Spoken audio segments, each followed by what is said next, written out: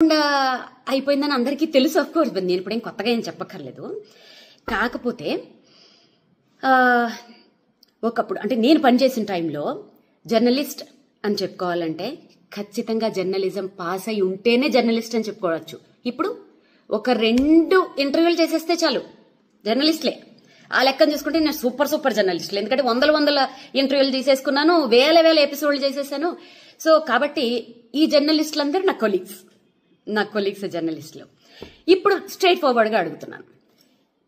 ఈ పలానా జ్యోతిష్యం చెప్పారు, పలానా వాడెవడో టమాటా కూరలో ఉప్పు ఎక్కువ వేసాడు, ఇంకెవడో ఏదో చేశాడు, ఇవి పక్కన పెడితే నేను పేర్లు తీయకూడదు అనుకుంటున్నాను, కానీ తీస్తున్నాను. గత నెల రోజుల నుంచి ఈ సోకాల్డ్ ఛానల్స్ లో రాజ్ తరుణ్, లావణ్య వీళ్ళిద్దరిని వీళ్ళ స్టోరీని కూర్చోపెట్టి ఛానల్స్ కి ఉన్న